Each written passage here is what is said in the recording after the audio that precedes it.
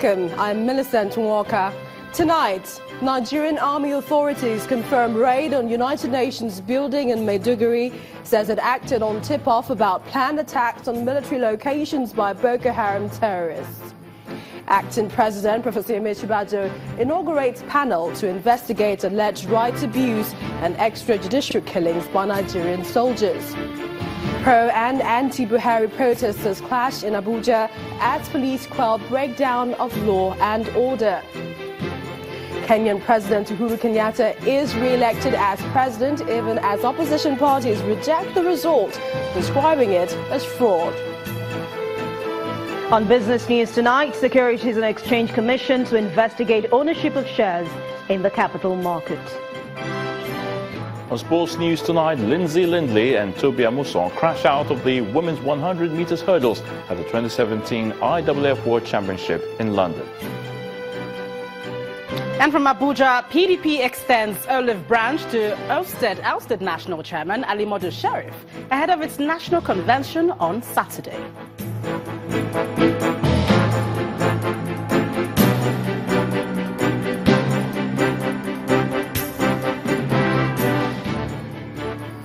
We begin tonight with a raid on a United Nations building in Maiduguri by men of the Nigerian army.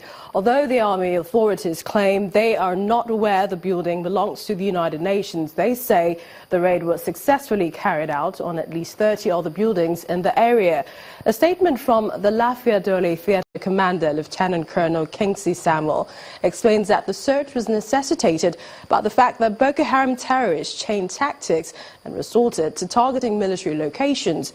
The statement explains, quote, "The command wishes to assure the general public that these operations are being conducted to safeguard lives and properties, but not targeted at any individual or group," end of quote.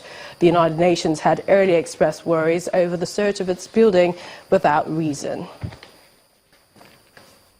Investigations into the allegations of human rights abuses leveled against the military by Amnesty International will not discredit the good works of the military. The acting president, Professor Yemi Osinbajo, made this clear while inaugurating a 9-member judicial panel set up on the 5th of August 2017 at the State House and headed by a Justice of the Court of Appeal, Justice Biobele George Will. Professor Osinbajo noted that the panel set up in response to continuous allegations of war crimes committed by the military will work within the ambit of the law to review the rules of engagement and also the extent of its compliance. Our correspondent Gloria Umezuke reports.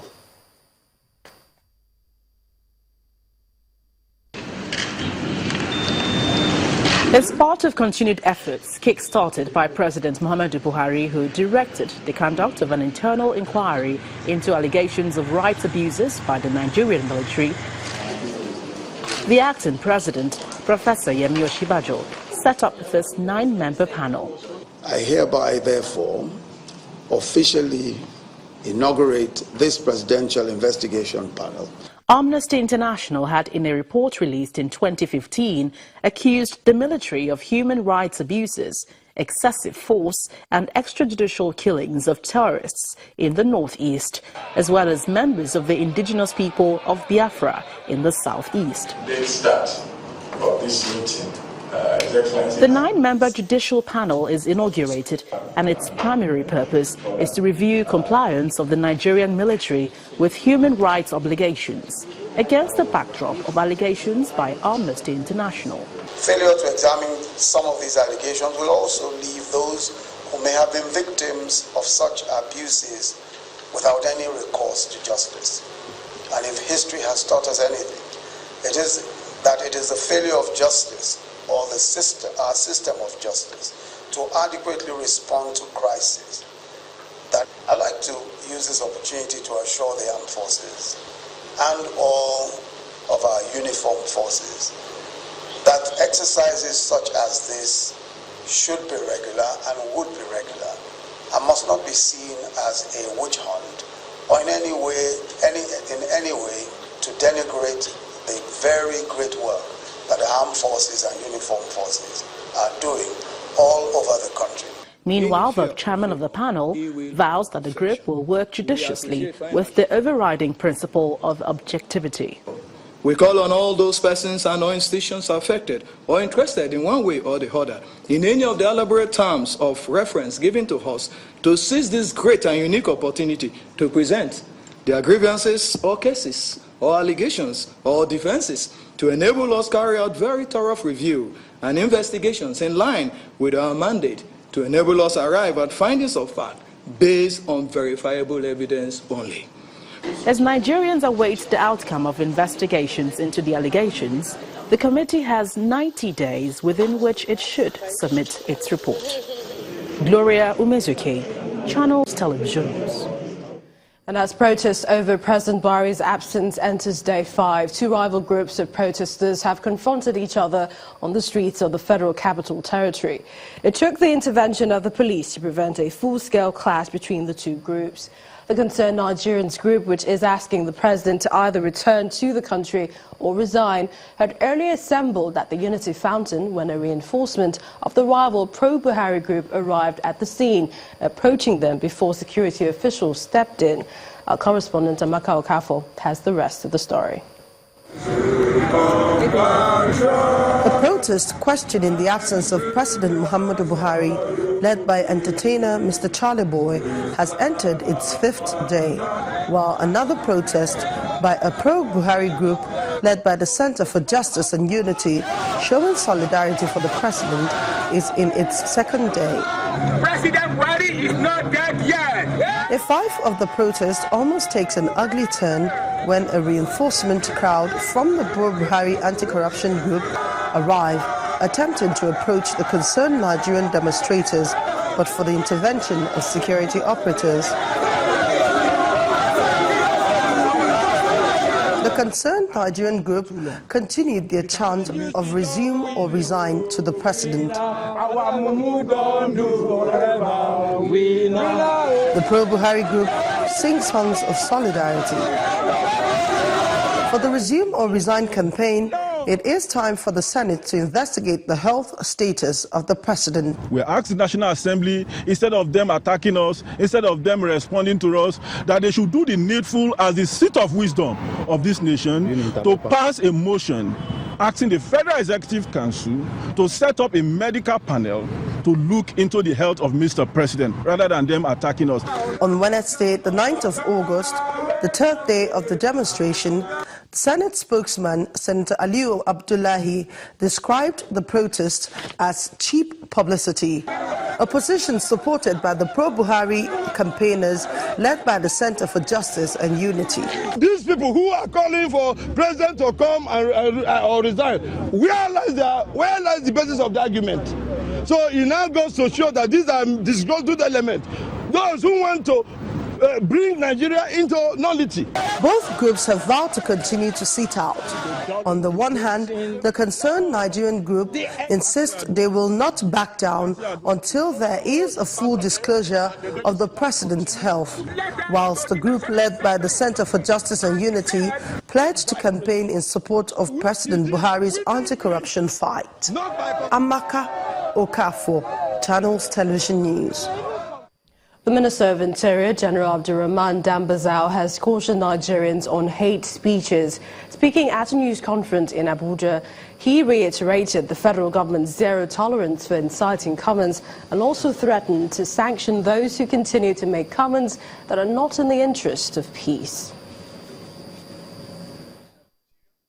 Government will not sit down and watch as things deteriorate, because it's government responsibility, in accordance with the Constitution, to ensure the protection of lives and property.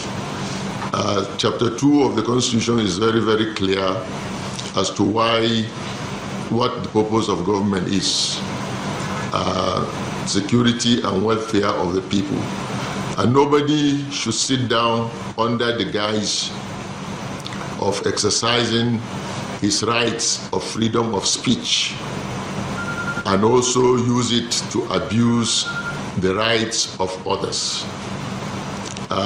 Freedom of speech does not mean freedom to incite, does not mean freedom to denigrate, it doesn't mean freedom to hate. freedom of speech means your freedom to voice out your opinion, and your opinion should not trample on the rights of others. So we are making it categorically clear today that anybody who makes speech or threaten others in any form will be dealt with in accordance with the law. The Minister of Interior, General Abdurrahman Dambazao, speaking there. The federal government is committed to following through with its development plan for the Niger Delta, including the setting up of modular refineries and the cleanup of Ogoni land. The Minister of State for Environment and Chairman of the Governing Council of the Hydrocarbon Pollution Remediation Project, Ibrahim Jibrin, said this during a consultative meeting with ex-artisanal refiners in Port Harcourt. This is coming after a recent meeting between the federal government and some Niger Delta leaders led by elder statesman Edwin Clark in Abuja, and the announcement by the government to building modular refineries in the Niger Delta. Our correspondent Emmanuel Ere has more. The Minister of State for Environment and his team arrived for a meeting with ex-artisanal refiners in Port Harcourt, the River State capital. The meeting is part of efforts to get everyone on the same page towards putting an end to illegal refining and its destructive impact on the environment, and incorporating the operators into the modular refineries plan. The cleanup of Ogoni land is also on the agenda. It poses first a threat to, second to the environment. We want to know from you how we are to work with you to ensure that you don't go back to doing that which we all know is not right. The junior minister explains the federal government's concerns. The illegal refining remains a huge threat to the environment. I've been to the creeks. I've seen a place where up to my knee is full of sloughs. This has disastrous consequences on our environment. The acting president has been visiting the Niger Delta to find the real problems that are at stake. The meeting's participants have their own grievances that they believe the federal government needs to address. In fact, I am weeping. We talked to them before and they listened to us, and the federal government of Nigeria disappointed them. They also desire that they be given training in areas that can make them relevant in skill that can be useful in the cleanup process. They were asked to rest assured that all issues will be sorted out. What to do is to address this artisanal refinery, to have modular refineries, to put them in places that will be community-based, so that when they come to consider the high level, by that time your cooperatives will have been in place and you should be able to participate. The federal government has promised to build modular refineries in 6 states in the Niger Delta, a move many are optimistic will put an end to pipeline vandalism and illegal refining. Emmanuel Ere, Channels Television News. All looted funds and assets from Nigeria recovered so far by the Economic and Financial Crimes Commission is just the tip of the iceberg, as there are much more stashed away in the country and different parts of the world. The chairman of the EFCC, Mr. Ibrahim Magu, was speaking during a visit to Channels Television's corporate headquarters in Lagos. In an interview, he affirmed that though corruption had been fighting back, it has only fueled his determination to recover all stolen funds and secure the country's posterity. The EFCC chairman also insisted that his face-off with the National Assembly has not been an obstacle. Personally, that is not a distraction, and I'm telling you that has served as a motivator, that has heightened my determination in the fight. The corrupt people are fighting us in all angles on 24-hour basis. So main challenges are the corruption fighting backs using all sort of instruments and arsenal.